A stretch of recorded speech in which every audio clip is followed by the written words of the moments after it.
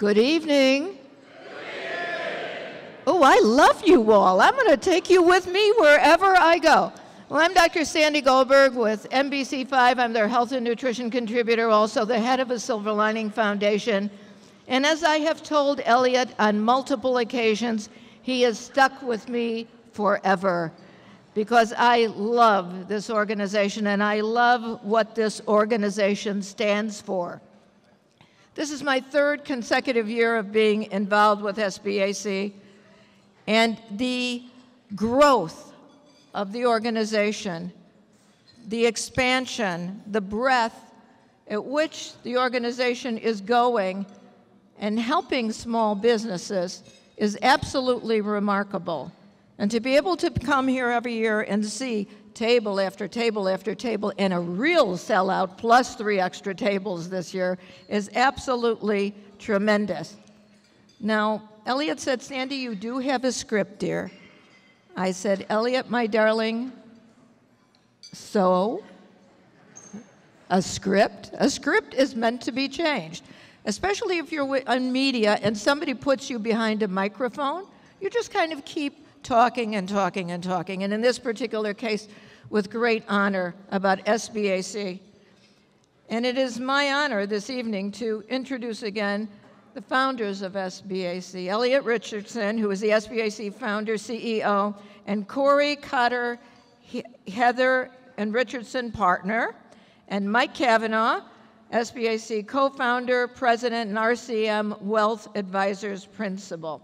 Now, SBAC, I'm sure you know, but for those of you who are here this evening for the first time, was formed by Elliot and Mike and are a group of business owners and professionals who became convinced that the only way to be heard, I repeat that, the only way to be heard was to organize and to pool resources together. That's the operative term. Organization, togetherness. And the SBAC is a nonpartisan group that is laser focused on the issues impacting business owners, individuals, small businesses. Over 675 businesses have joined since the inception in March 2010. I remember our first event. I had a chance to meet everybody and spend time. Yes, 675. And I know that when we are all back here again next year, we will continue to grow and we're going to applaud again like we did tonight. Our members include law firms, real estate brokers, commercial property owners, restaurants, radio personalities, corporate executives, manufacturers, dentists, accounting firms, I love this, insurance agencies, general contractors, film producers, traders, venture capitalists, architects, one grandmother from NBC News, and many, many others. Now, by offering network opportunities, business referrals, discount programs, promotional events, and educational forums, as well as opportunities to speak with elected officials, the SBAC is your one-stop for small business needs. And again, Elliot, you're standing, come up and say hello to me. Elliot, Mike, yeah, both of them. I get a kiss this way in public, you see. Don't watch my husband, okay? Excuse me for a minute. Hey, how you doing? Okay, yeah. According to the script, I'm not supposed to say anything yet, so right. Michael will take it. He can't contain himself. He sees a microphone and he's got to talk. But I have the honor and pleasure to introduce our first speaker, who was last year's Advocate of the Year for the unbelievable strides in organizing a coalition of over 20,000 businesses through different chambers of commerce and trade associations to advocate for small business, to bring Illinois its first ever health insurance co-op for small business. He's the CEO of 3 Points, and him and I had the pleasure of touring an oil field in Luling, Texas a couple of years ago. It's my pleasure to introduce Steve Banke.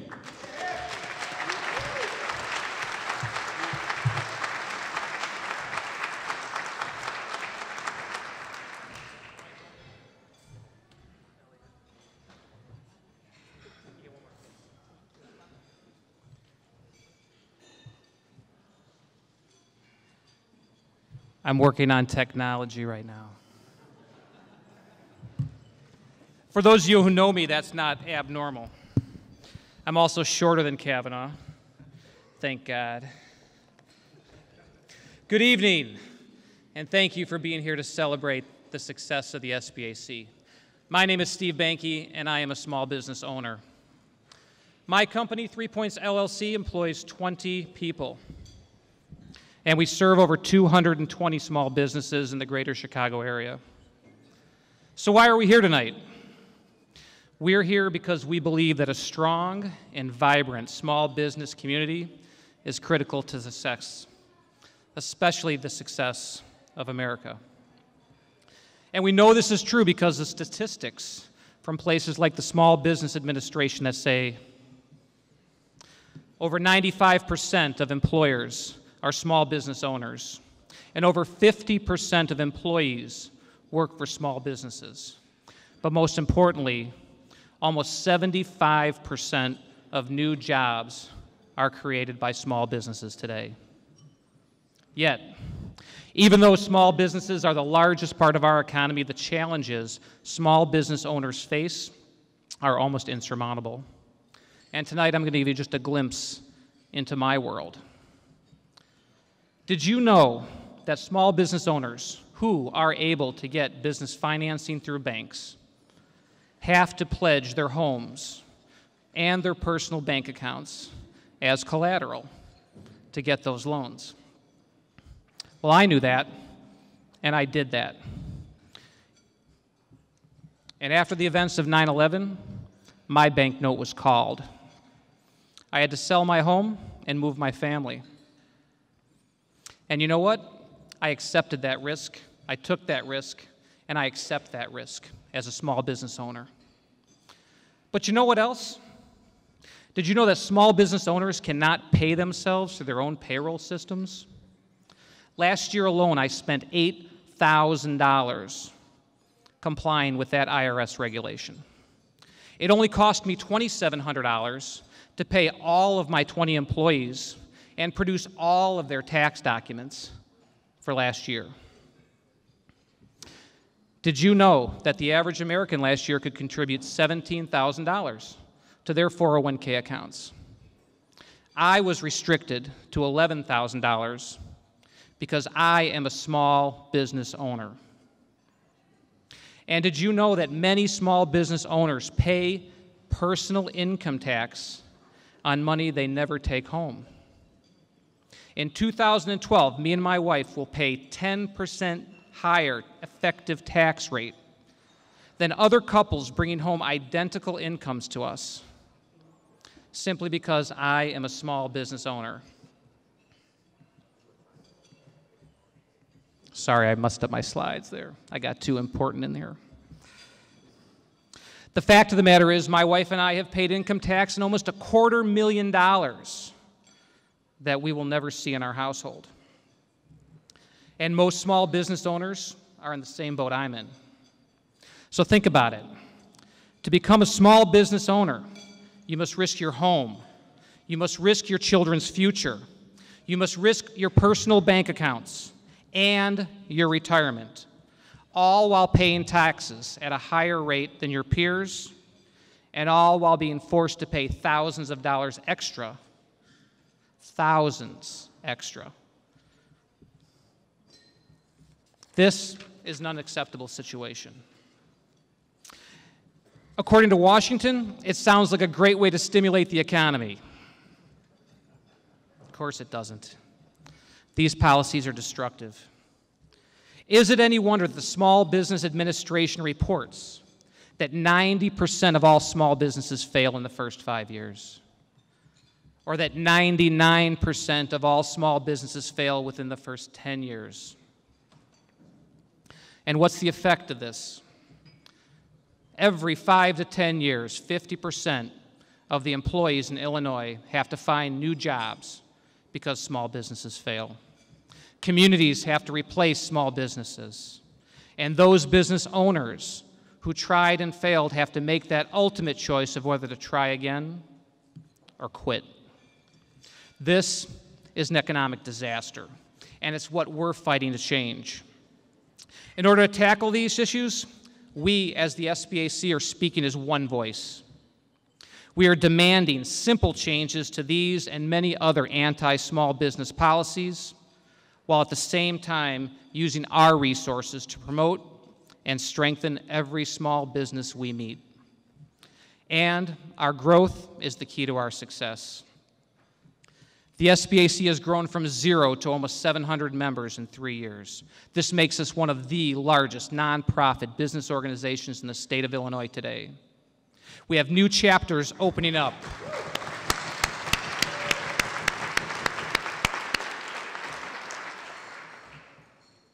We have new chapters opening up every month in this city and across the suburbs and soon to be across the state.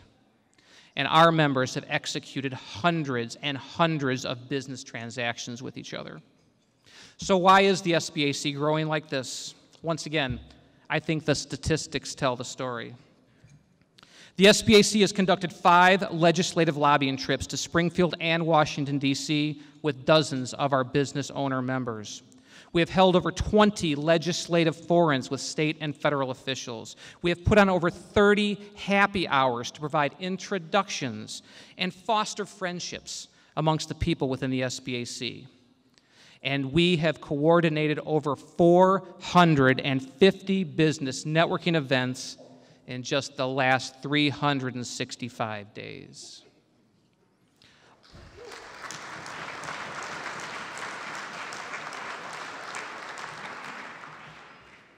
All of this work is critically important to the success of business in Illinois, and tonight we're here to celebrate those efforts. Everyone who is a member of the SBAC pays their dues, and that support for small business does not go unrecognized. I'd like to thank each and every one of you for making that commitment to our mission. Within our group of almost 700 members is another group of people who go above and beyond. And with their help, the SBAC has made more progress on advancing the success of small business in Illinois than any other business organization that I have been a part of in 20 years. We have done this by taking on Springfield and Washington, D.C. Our track record is once again impressive.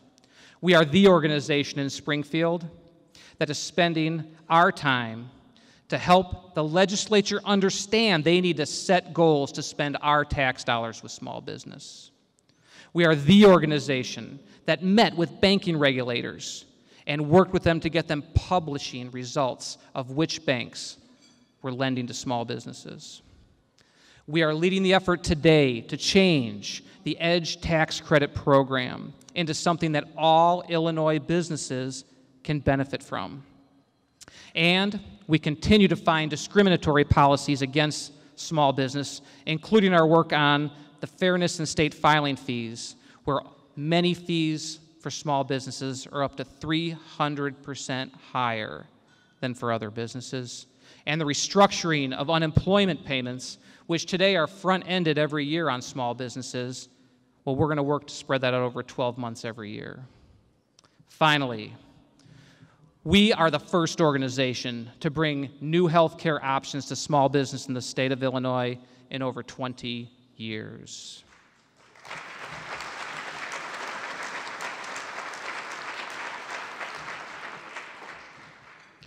The first option that we brought was the co-op option. We worked hard.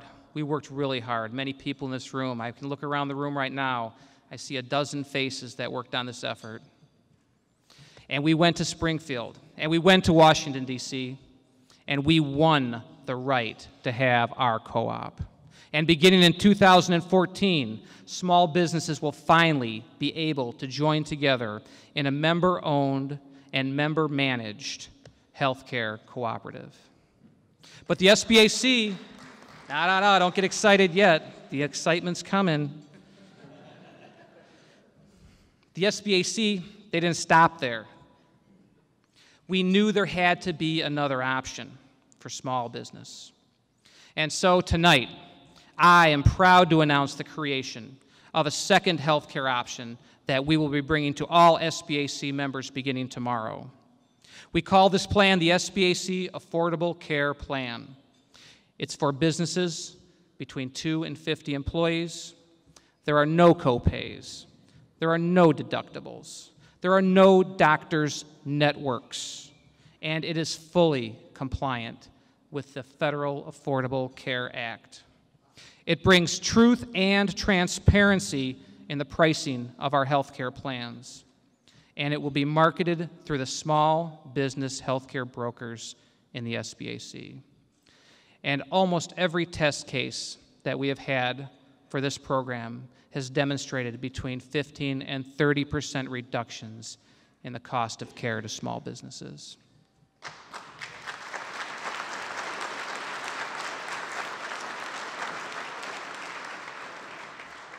Because of this work, the SBAC is the voice of small business in Illinois, and it's because of our advocates that we have taken this ground. The people making this happen have contributed their time and their money to this cause. They deserve our admiration, and I would like to welcome each of them to join me on the stage when I call your name. Ladies and gentlemen, please make some noise while I call up the SBAC's 2013 advocates. First, sorry, Kurt, you begin with Anderson. Kurt Anderson, get up here.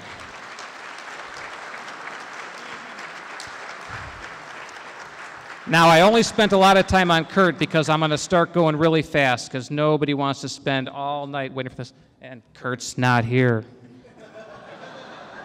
Scott Baskin, you damn well better be here, my friend. Scott Baskin. Blake Barish, I know you're here. Andrew Bleeman. Rebecca Bloomfield. Rebecca, get up here. Mark Blumenthal. Jeffrey Bunn. Andrew Castellucci, my political nemesis. Mike Kavanaugh, stand up and be recognized. Ronald Cowgill. Kate Curler. Joseph, my friend and accountant DeMarco. Susan Duckett. Arthur Ehrlich. Mary, my friend Erlane. Jonathan Ehrlich. Telco guy.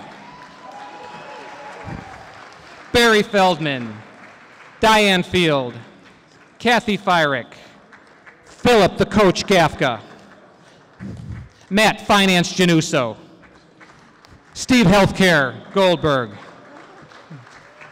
Jeff Duffin Phelps Gordon, Jordan Howell, Mark should be coming to Lago Holzman, Brett Horowitz, Nicholas Innocenzi, Jerry tore his pants in Springfield Kalish and still got up and fought for our rights. Jeffrey the real estate guy Castleman, Terry the originator Keating, Jim Kelderhouse, Lindsey Kramer, Charles the GOA Krugel, Robert Lambert, Keith Lasko, Dan Levy, Leanne Levy, Brandon, why did you go work for E. Lewin? Bill Lucky, I want his name. Gene McDonald. Anoop, bring another member, Machanda. Manoop gets a special recognition for membership. Irish, my girl in healthcare, Merrick. Pamela Northwest Marte. Mark, I don't have a nickname for you, Milstein. Larry the banker, Minutello. Marcus Newman. Kenneth, the healthcare god Olson. Molly Passman. The man we all know, Elliot Richardson.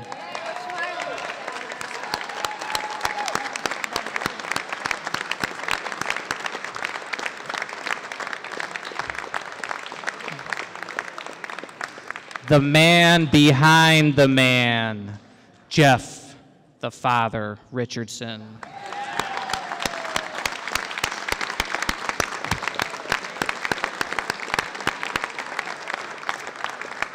Ken Rosenbaum, Melissa Risdy.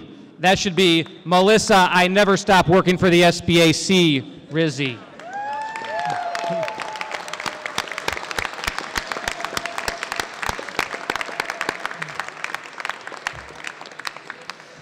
James Don't Sue Me Scordo. James Shapiro. Matthew I'll Document It Simpson. Amy Spitzer. Get up here, Amy. Chris Tarzan. Jim Southside Thompson.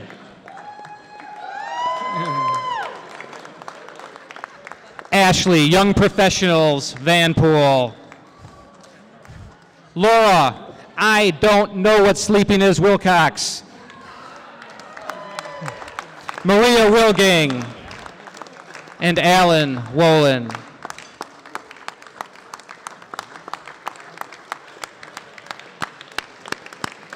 And if you are an advocate and I have not called your name, please stand and join us here tonight. Advocates, thank you all. Just sit down, Elliot. I got the microphone. I got the microphone. Oh, Mike Glass. Where's Mike Glass? Get Mike Glass up here. Mike, get up here. The man of the evening, Mike Glass. Advocates, advocates all.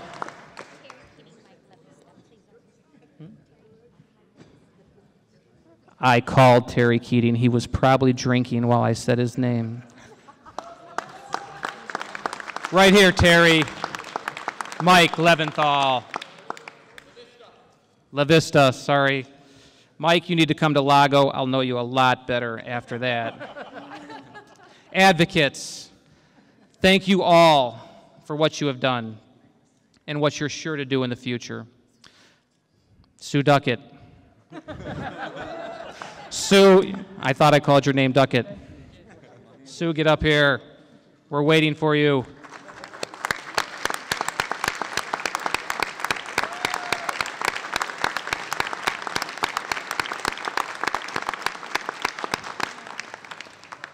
Let us make the next 12 months the greatest that the small business community in Illinois has ever known. I would like all of you to stay here with me for just one more moment and help me welcome one more advocate to the stage. This person has dedicated an unbelievable amount of time to our cause, tackling both big and small issues, dealing with Elliot Richardson's whining and coffee needs on a daily basis, and trying to leverage the world that we live in to make a difference. He's participated as a member of the SBAC Advisory Board, the Executive Committee, the Membership Committee, the Retail Committee, the Technology Committee, the Peer Group Development Committee, the Steve Banke Drinks Too Much Committee, the Connects Committee, and many, many more. He's a dedicated husband and father, a small business owner, and a direct competitor of mine in the IT field. He has also become a good friend and a trusted advisor in the SBAC. Ladies and gentlemen, please join me in welcoming Steve Jaffe of EDOT Solutions.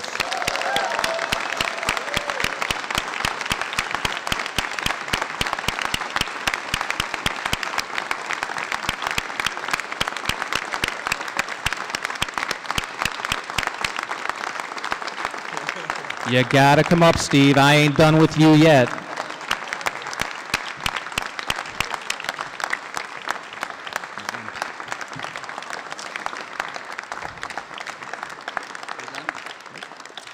I would like to ask all of our advocates to please return to your seats. And Steve, I'd like you to stay here for at least one more minute.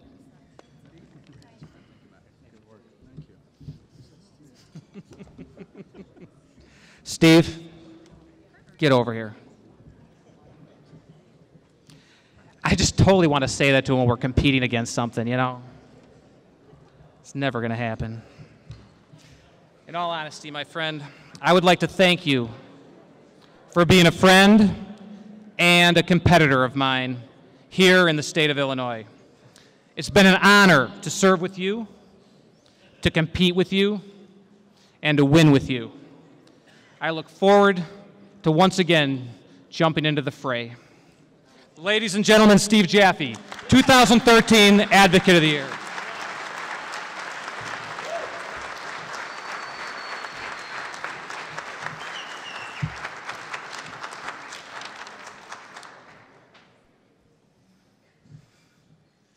I've always hated following him. The question before I came here tonight, before I came here this evening, wasn't what did I do to deserve the honor, what did I do in the SBAC? It was I going to wear jeans, my black shirt, and an EDOT logo? No. This is Armani from the Bill Himmelstein collection. Bill, I brought my pocket square. I'm good. Steve, thank you.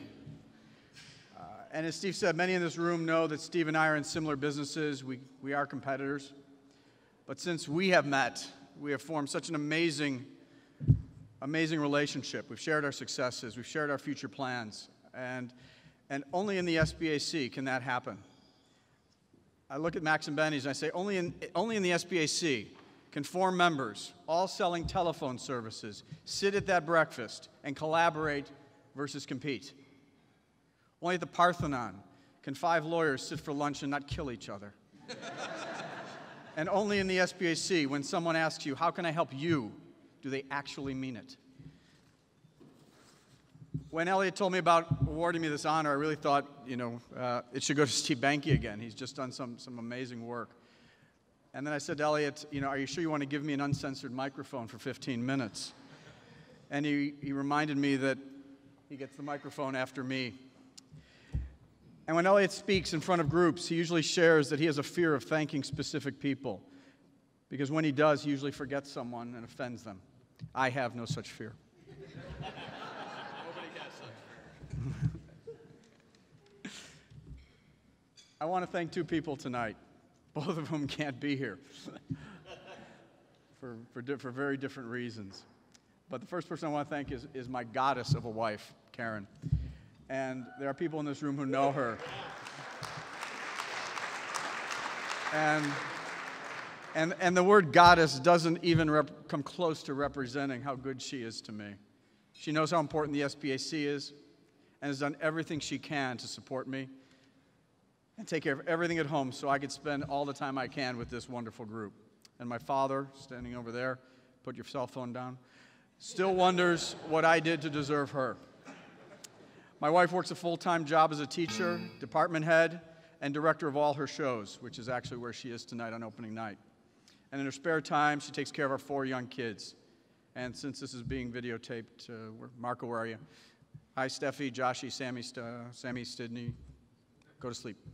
I've received much more advice over the years in business from many, many people. But I'd like to share something that my late grandfather shared with me. And I asked him one day, about 20 years ago, before he passed, what was the secret of his 50-year marriage with my Nana? And he said, there's only 2 things. He said, do more for her than you ever expect her to do for you. And second, put her on the highest pedestal you can find. And that is hopefully what I've done with my wife.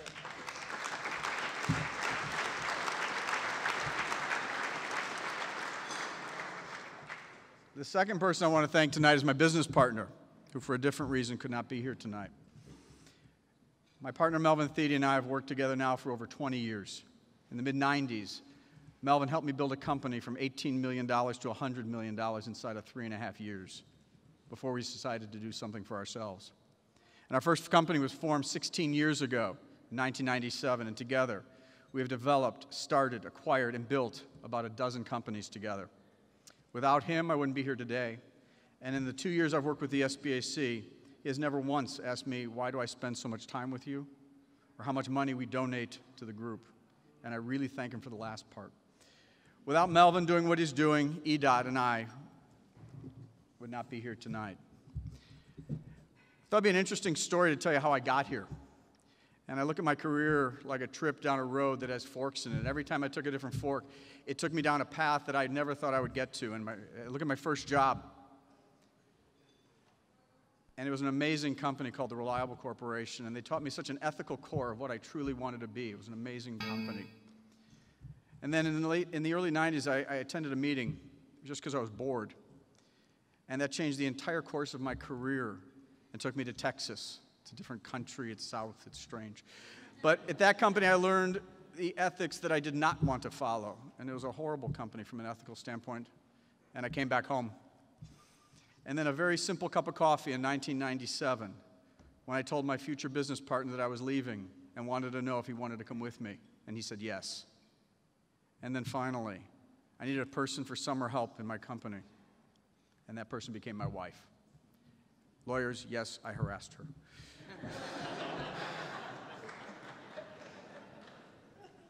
But I thought about the road. I'm an A-type personality. I keep charts, I keep lists, and I like to know how I got certain places. And so I thought about it as I stand up here today as to how I got here.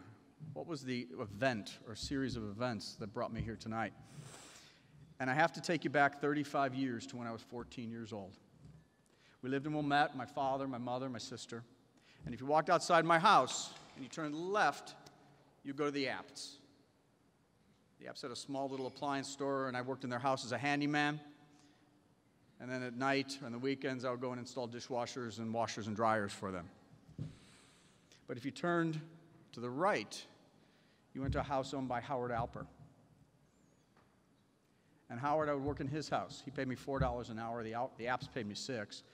But he had a physically challenged daughter, and I would work in that house for years, helping her do things that she was not capable of doing, work in their house, make sure everything was fine. And as I was going off to college, Howie came over to me and said, I own an insurance agency. It's called Alper Services. When you graduate college, come see me, you got a job. I said, thank you. Never called him. Jump forward 20 years. A friend of mine named Scott Dan, who I was working for at the time doing marketing for their insurance agency, called me up and said he saw Howie over the weekend. He said he needs help. You could help him. He needs branding, marketing, strategy, operations, everything you do, Steve. I said, okay, I know Howie. I remember him. It's 20 years ago. I don't know if he'll remember me. But I called him up, and I said, Howie, it's Steve Jaffe. Scott told me to talk to you.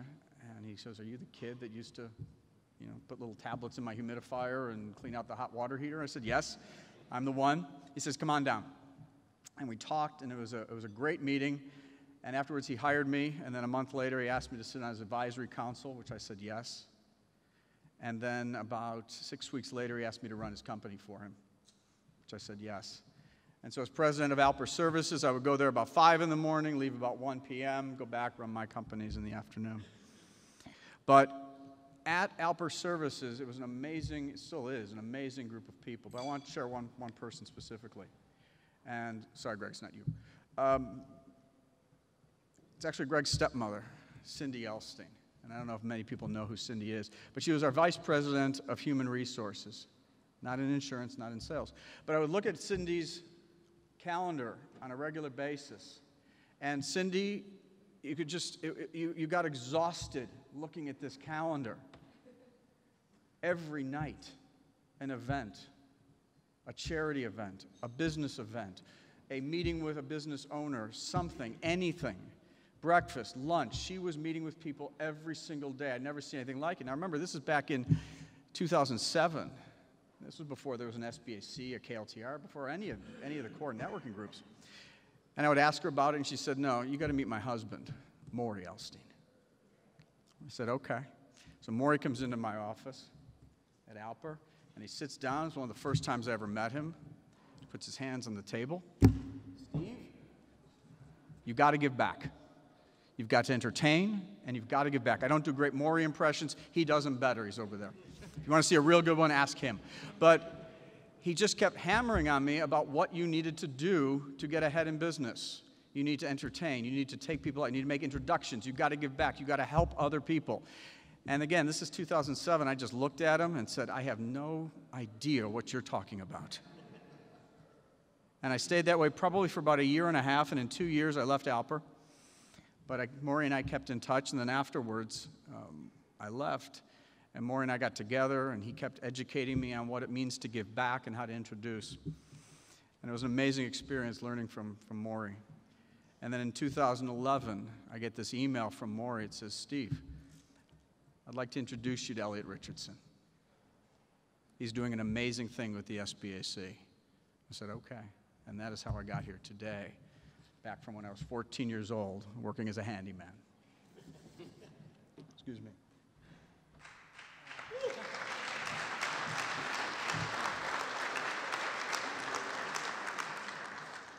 Marco Rubio said I can drink water in between a speech. Figured half the audience would get that one. I've been involved in many projects at the SBAC, but I wanted to just share two of them and relate how it relates to our history and what we're trying to achieve. First, I've never met anybody in the SBAC who believes our group is typical or normal. We have similarities to chambers. We have similarities to other networking groups. And we have similarities to advocacy groups. But no chamber or no networking group has ever gone from 2 members to 700 inside of 3 years. We have a sense of mission and purpose. And along with that, we have a sense of community, selflessness, and involvement.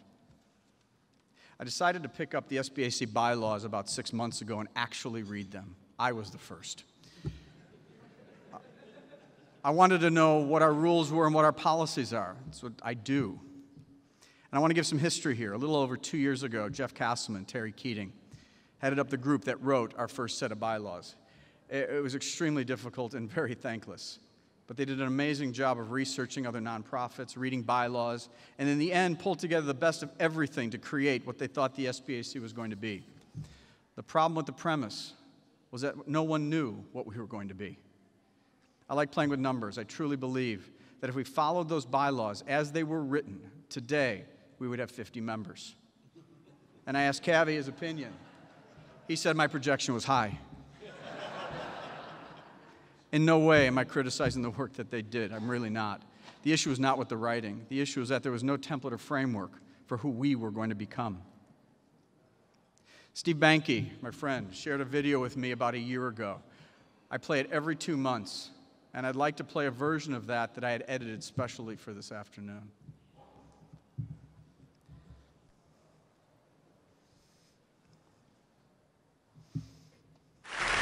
So ladies and gentlemen, at TED we talk a lot about leadership and how to make a movement. So let's watch a movement happen, start to finish, in under 3 minutes and dissect some lessons from it. First, of course you know, a leader needs the guts to stand out and be ridiculed. But what he's doing is so easy to follow. So here's his first follower with a crucial role. He's going to show everyone else how to follow. Now notice that the leader embraces him as an equal. So now it's not about the leader anymore, it's about them, plural. Now there he is calling to his friends. Now if you notice that the first follower is actually an underestimated form of leadership in itself. It takes guts to stand out like that. The first follower is what transforms a lone nut into a leader.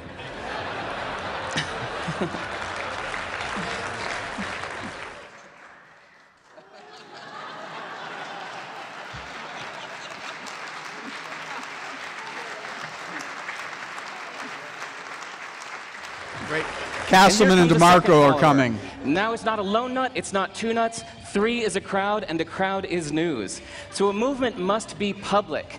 It's important to show not just the leader, but the followers, because you find that new followers emulate the followers, not the leader. Now here come 2 more people, and immediately after, 3 more people. Now we've got momentum. This is the tipping point. Now we've got a movement. So notice that as more people join in, it's less risky. So those that were sitting on the fence before now have no reason not to. They won't stand out, they won't be ridiculed, but they will be part of the in crowd if they hurry. So over the next minute, you'll see all of those that prefer to stick with the crowd, because eventually they would be ridiculed for not joining in. And that's how you make a movement.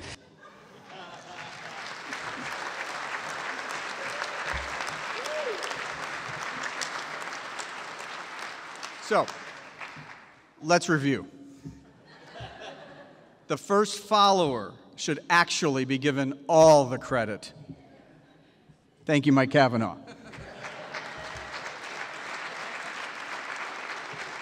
Second, we all want to be part of the in crowd, so we are really followers. And lastly, it is our responsibility to ridicule people for not joining us. We have a movement.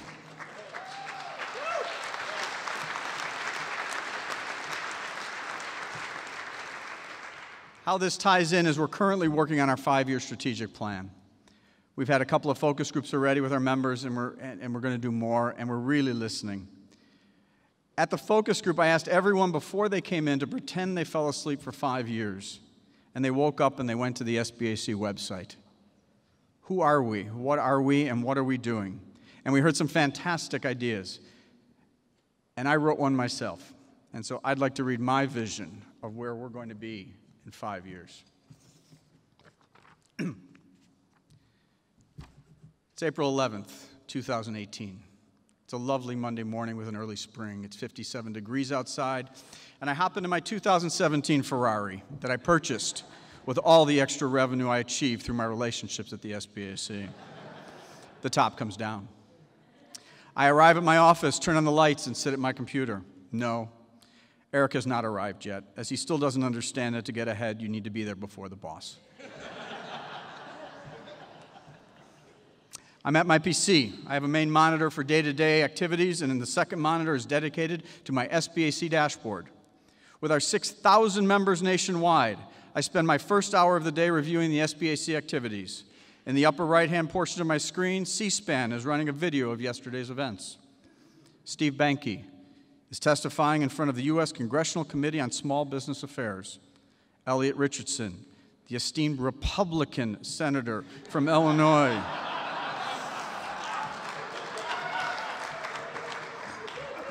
asks Mr. Banke a question. Steve answers it to the senator's satisfaction. I then move to my events of the day. I'm supposed to be at a lunch in Little Italy. They have free parking and a great meal for $15. I see 33 people will be there because in 2018, everyone in the SBAC RSVPs for every event. Damn. I missed yesterday's live video feed of a Noop seminar titled, How to Best Use Talking Points in Your Mini-Meetings. No problem, I'll stream it to my pad. Having our own TV studio to do our seminars has allowed us to improve our education system for our national expansion. Our plans this year are to add 5 more states to the 10 we're already in. Next week, I'm pretty open, so I go to sbacmatch.com. Enter some criteria, and up pop some great people for me to meet. I schedule a video conference with an attorney from SBAC New Jersey. My dashboard says that I'm now up to 820 connections within the SBAC, and I've personally made 172 introductions. Before I start working on other SBAC activities, I'm watching the live updates of members who are joining. We are getting one every 37 minutes. I push a button, I'm sending out personal thank yous and introductions through our SBAC automated system. I have a morning video conference call with the SBAC core staff. We now have 20 full-time employees. We summarize the activities of the week and the month. Everyone knows their role, responsibilities, and goals. Sincerely yours, Steve Jaffe.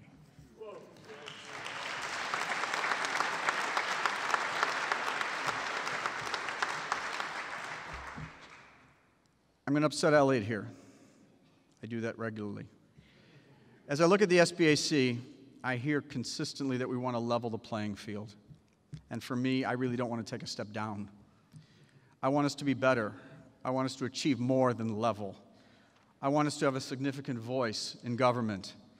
I want the SBAC to be an organization that everyone in the country wants to emulate. I want it to be greater than us, and I want us to reach beyond great. I just want us to be amazing. And that is what I see for us for the next 5 years. If I could, I'd like to propose my last part as a toast. Could everybody please stand up for me, please? Raise your glass. And to Elliot for creating the vision and being the leader. To Cavi for being the first follower. And to us for creating the tipping point that will make Elliot's vision a reality. Thank you for the honor. Good night. It's the only way I was getting a standing ovation.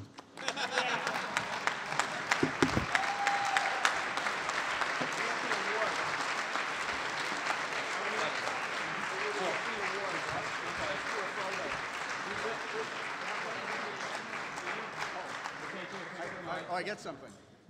You're in the picture.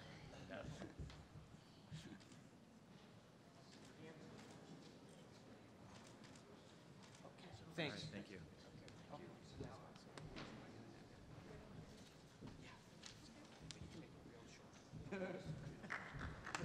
Thank you, Steve.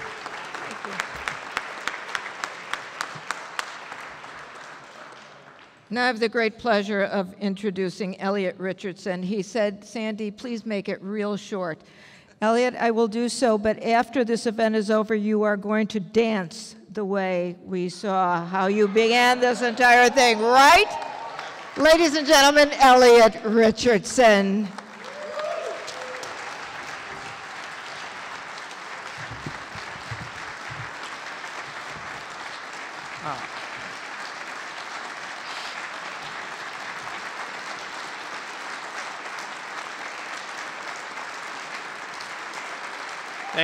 Thank you.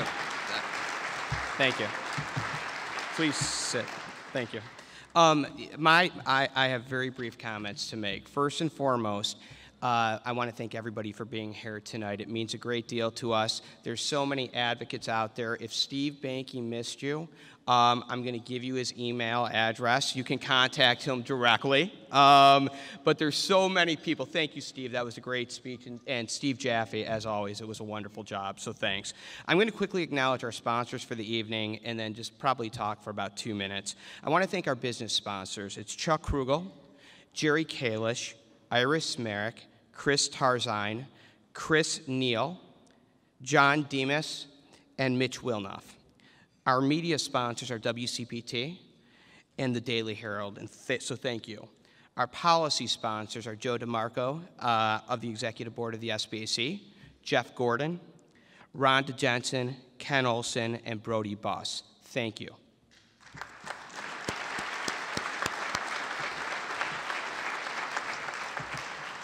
Not surprisingly, advocate sponsors include Steve Jaffe of EDOT, Steve Banky of 3 Points, my supportive father, Jeff, and Mom, too, and David Frank of Summer Corps. Thank you all very much.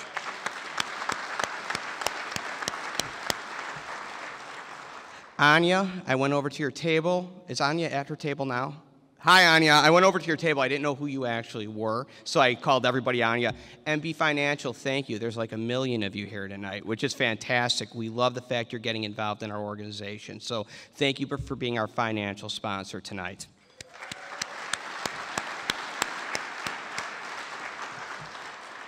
Vic Maselli, Vic of Display and Office Equipment. Vic, where are you? Vic gives and gives and gives to this organization. So thank you, Vic, very, very much. He's our cocktail sponsor. That's the second highest sponsorship tonight. And I can't tell you how much we appreciate it and play with that board up there. I've had one in my office for like 2 months. I have no idea how to use it. But it's evidently very, very cool.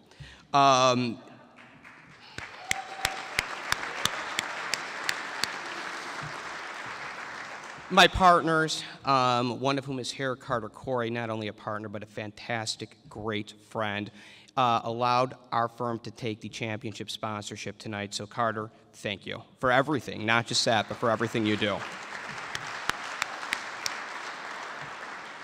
Mark Holtzman of NVD put together that wonderful video. We were supposed to have his logo at the bottom. You can email Steve Banky too. I'm sure we can just blame it on him. But thank you, Mark, for putting that together. And before I go into my very short speech, probably the most important people here tonight, Blanca, Stephanie, Jessica, and Amy. You make the SBAC go. And if anybody deserves a standing ovation, it's these folks.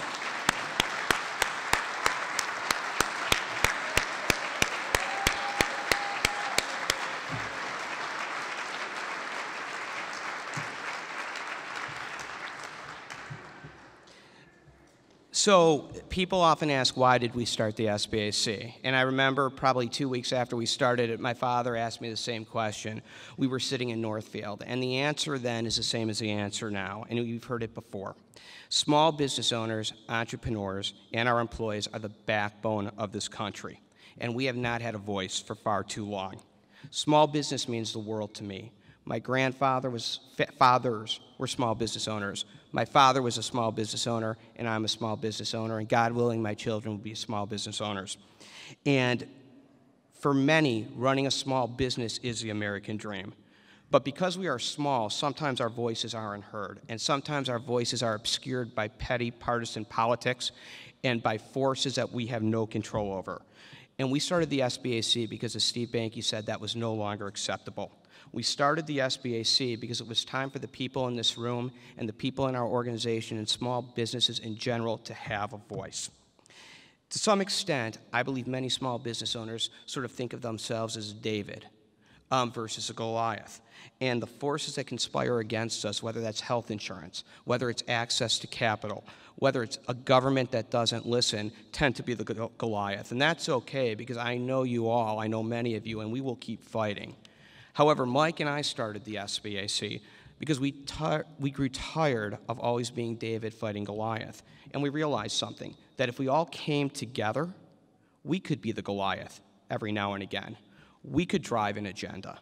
We could have our voices heard. I never imagined it would turn out like this, but it's happening more and more as we get larger and larger. As we grow more, we're becoming a Goliath, and that's only because of the people in this room and the people that support the SBAC. So, you know, the good news is we've only just begun. I look forward to working with everybody in this room over the next year and for a longer period of time as we bring a voice to small business and let people know we are going to be a force to be reckoned with. Thank you all so much. And Michael, thank you for everything.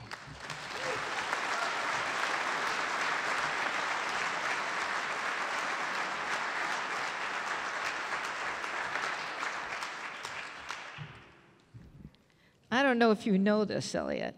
I carry a quote in my change purse. And when we started the Silver Lining Foundation, also a small foundation at that time, I was a little nervous, I was a little scared, and someone gave me a quote that I carry about David and Goliath. And when David was supposed to fight Goliath, they came to him and said, "We will prepare for you a special suit of armor so that you will be able to fight Goliath." And David said, "No, I will fight him in my own way." And that is exactly what is going on here, fighting in our own way. And we have, in some way, I do agree with you, become a Goliath and a voice for those who otherwise would not have a voice. Now I'd like to tell you a little bit about the Philip Zelkowitz Entrepreneurship Award, which we are going to be presenting this evening. Philip Zelkowitz was a businessman whose career began when he left high school and opened up a scrap business. Over the next 30 years, he launched an array of businesses, including the oil business, the Minnesota Fat Stores on the North Shore, and the Albany Chicago Die Casting Company located in what is now Bucktown. This became a booming manufacturing company. Phil stayed on with the company after selling until his retirement. And tonight, Carter Corey, partner at Corey, Cutter, Heather and Richardson LLC, is going to accept the award, the Philip Zelkowitz Entrepreneurship Award, on behalf of the firm. Carter?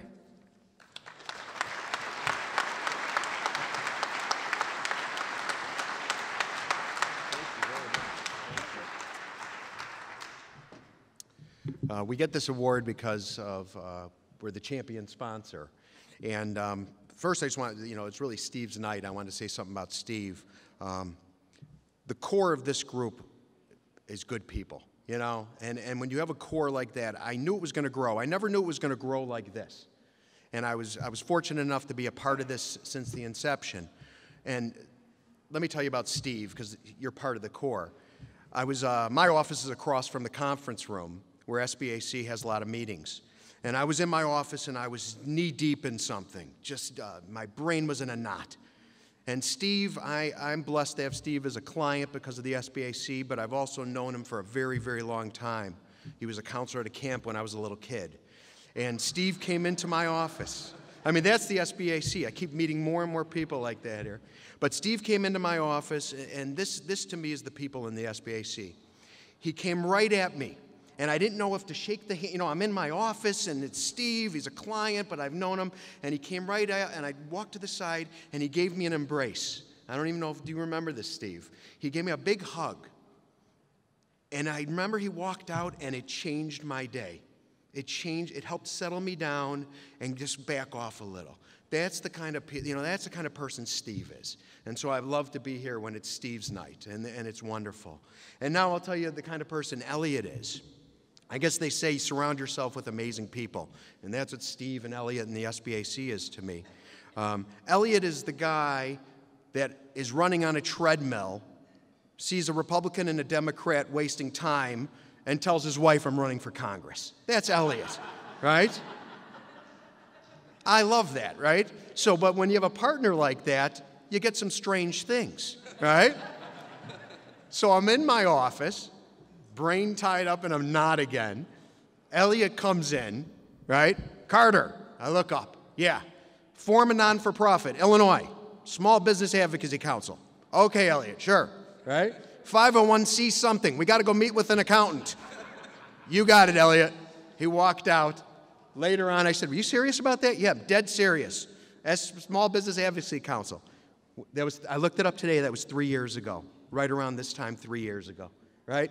When you form a lot of entities, 9 out of 10 don't make it. So I didn't know. I didn't know what he was doing. I never would have thought it was going to be this. It was just amazing. Went to the meeting with the accountants, everything. And in the beginning, I was more active than I am now, and I got to meet the core group. And we kept saying with Mike and Elliot and Joe, great group. We got a great core group. And they did. And that's why it's not surprising that it is what it is only 3 years later. So I just want to say one more thing, though. A lot of people might think, oh, yeah, Elliot's firm, champion sponsor. The one thing I love about Elliot is his integrity and his ethics. Elliot will not go to happy hour on behalf of our firm. No matter how much I try to say, come on, Elliot, plug us, he says, you got to get to the happy hour. When I wear the SBAC hat, I'm wearing the SBAC hat, and that's Elliot. And so when Elliot presented, hey, it'd be nice if we were the sponsor at this, he did not push it, he didn't force it. He left it up to us. And the reason that I agreed and my partners agreed is because we believe in the SBAC. I mean, everything we use to support our firm is an SBAC member. Everything. We always start off with, who do we know in the SBAC? We refer stuff to only SBAC members. Today, I said to Elliot, I need a certain type of attorney to help me in a case. Bam, he gave me 2 from the SBAC. We get clients from the SBAC. We support the SBAC. We love what it does. That's why we're a sponsor. It's not because Elliot said you have to. That's not Elliot. And if you know Elliot, you know that's not his character. So thank you very much.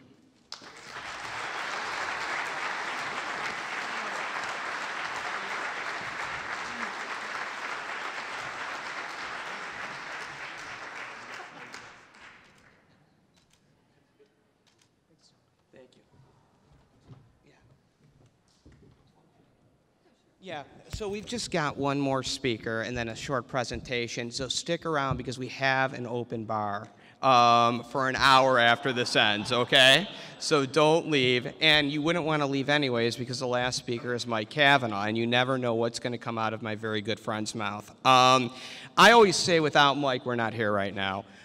Mike was the co-founder of the organization, and he put so much time and so much heart into it. It's my pleasure to introduce him. So, Michael, here you go.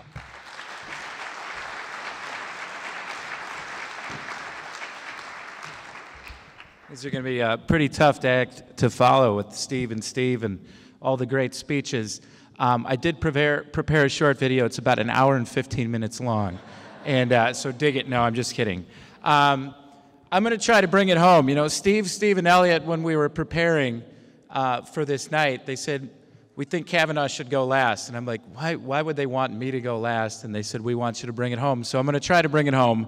The first thing I want to do is just thank you to everybody for coming here to celebrate what a great year, what a great successful year we've had. I think we owe it to everybody in this room to congratulate ourselves, to continue to reach out.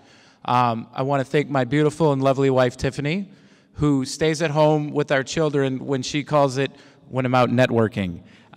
So thank you. I want to start with a quote from a famous American many people call the first American, Benjamin Franklin. He said, "Do not fear mistakes. You will know failure continue to reach out. So before any of this existed, before our country existed, before the Constitution was even drafted, before the Republican parties, before the Democratic Party, before the word special interest group existed, political action committee wasn't a word, Starbucks coffee, television, McDonald's, none of that existed. There was Benjamin Franklin. So during Benjamin Franklin's time, many colonists became unaccepting of British rule, and they began to gather and meet. It wasn't the Parthenon and Max and Benny's, but it was church basements and bars and taverns and dining halls, and that was called networking. The word networking did not exist at the time. They called it, hey, Sam, John, Ben, let's go to the church and talk about what's going on here because I'm not happy. We need a voice. So they didn't know what they were doing was networking, but they knew there was strength in numbers. And through numbers, it would allow them to advocate for what they believed in. As time went on and the network of colonists grew, a master networker began to appear. Consider this scenario for 1 second, what Ben Franklin did to create his network. He hopped on a boat in October of 1775. From Delaware, he landed in France in December. So about 61 days he was on a boat because he was going to network. He was going to France to ask for help. We only have to get in the car, and there is free valet parking at the Parthenon. And we can text our friends saying, hey, are you going to the Parthenon, LOL, BRB, whatever. Ben got on a boat and went to France. Then he stayed there for 10 years and he had to get help, and nobody knows what he was really doing in France for 10 years, but that's not part of the story. He knew he had to reach out. He knew he might face failure, but he knew he had to continue to reach out. He was unwavering, and he knew what he believed in was worth it. He got on a boat for 2 months and networked his way to France. Benjamin Franklin believed in his cause and networked for help and was successful. I keep repeating it because it is important. The SBAC has a cause. We won't have to cross the ocean for 2 months to network for our cause. Like I keep mentioning, Max and Benny's and Parthenon, it's a lot easier. As Americans, we are encouraged to reach out to our legislators. If one business reaches out, the voice is not heard. When we reach out as an advocacy council of over 700 businesses that represent thousands of employees and their families, our voice gets louder and more powerful. Imagine if we reach out as a network of each and every small business in the state of Illinois. We will be heard. And Steve Banke kind of stole my thunder earlier with these numbers, but according to the 2010 United States Census, there were approximately 250,000 small businesses defined as 500 employees or less in the state of Illinois. That represented about 2.5 million employees. In the same census in 2010, there are approximately 4,300 large businesses, companies that had over 500 employees. That represented approximately 2.5 million employees. So we're pretty close to 50-50 in numbers, and we are nowhere near 50-50 in our voice. The SBAC was formed to advocate for small businesses, and advocating we are. Our cause is to have a voice that equals our numbers. Small business is 50% of the workforce with way less than 50% of the voice. So we were talking about boats in France before. So a couple years ago, the gentleman seated behind me, myself, and a few of our friends, we got on a boat. We were not going to France. We were going fishing. And our version of Ben Franklin, our master networker, Elliot Richardson, was on that boat. And he was starting to get vocal about how small business needed a voice. And he said he was going to run for Congress. Well, indeed, he did run for Congress. And after, the very morning after, which Carter was talking about filing for the 501c6, after he captured 5%, the whopping 5% in the primary, he sent me an email. And the email said, and I will encourage you to rethink what I opened this speech with, you will know failure continued to reach out. As Ben Franklin said, Elliot continued to reach out. And he sent me that email and it said, hey, Cavi, so I'm unemployed. I still want to help small businesses get a voice. Running for Congress did not help. I'm going to start a small business advocacy council. Will you help me like you helped me on the campaign? And what should we call it? My response was even briefer. I said, of course I'll help. I'm all in. And I think you already named it, pretty catchy, SBAC, I like it, Small Business Advocacy Council. Elliot continued to reach out. He reached out to me almost every night for about 6 months. The phone would ring, my wife would roll her eyes because her first SBAC event was last year at this event, and she finally found out that we weren't just networking, we were actually advocating. But Elliot would call me and he'd say, hey, Cavi, I think we need a board. Hey, Mike, shouldn't we have sponsors or something? Hey, Mike, can you talk to people in other organizations and other groups that have an idea of what they're doing and maybe they can help us so we can help more people? Hey, Mike, do you think we need a therapist? That was the only, definitive yes I gave. He inspired me and everyone in this room to not fear failure and continue to reach out. The SBAC's continued reach inspired by Steve Banke. The SBAC's continued reach inspired Steve Banke, last year's Advocate of the Year. Steve helped pave the way for Illinois' first fully funded health insurance cooperative by massing a huge support coalition of over 20,000 businesses and obtaining bipartisan support from our legislators. The SBAC may not have gotten the co-op, but I can say no one would have gotten the co-op without the work of Steve, Elliot, and the rest of the SBAC.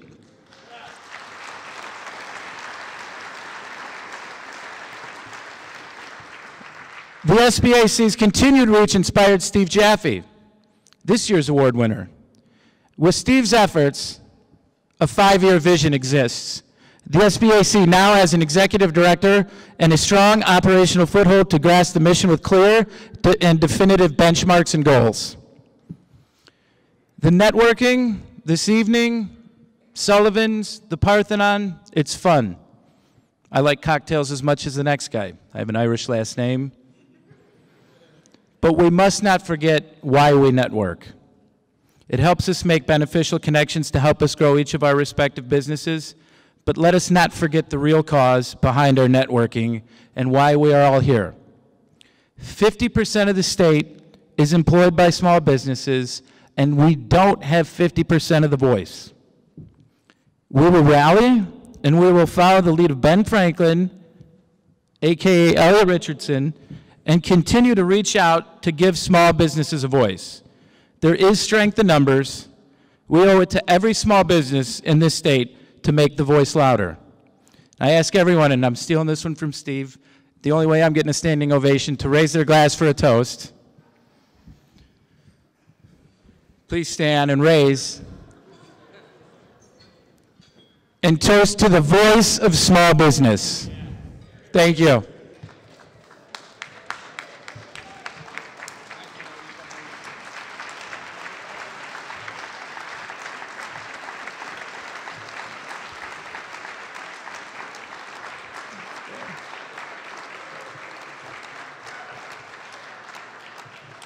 And yes, indeed, they will both be dancing afterwards when we reopen the bar.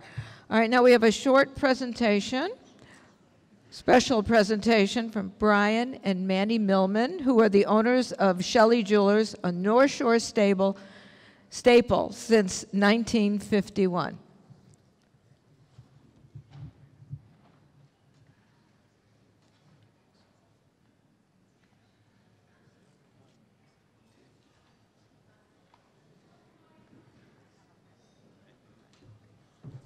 Hi, for those of you who don't know me, my name is Brian Millman. This is my father, Manny Millman, and we are Shelley Jewelers. And we just wanted to thank Steve Banke, Steve Jaffe, Elliot Richardson, and Mike Cavanaugh for all the hard work they've done.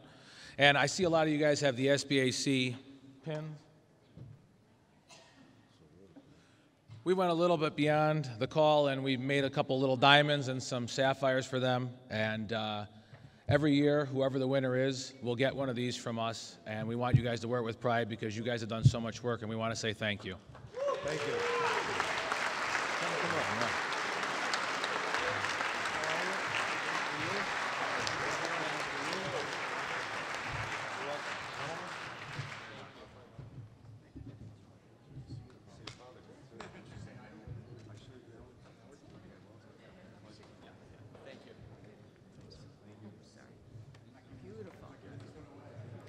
For those of you that haven't seen it, that's absolutely beautiful.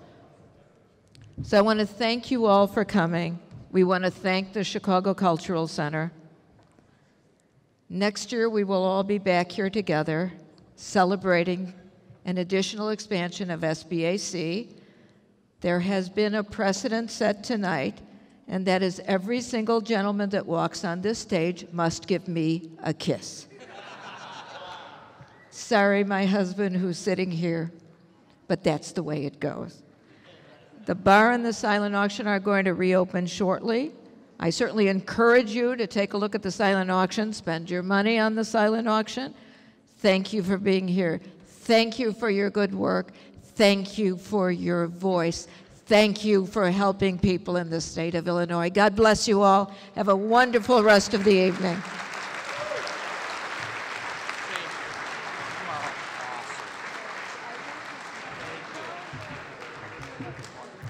And thank our wonderful, wonderful MC, who just does a fantastic job.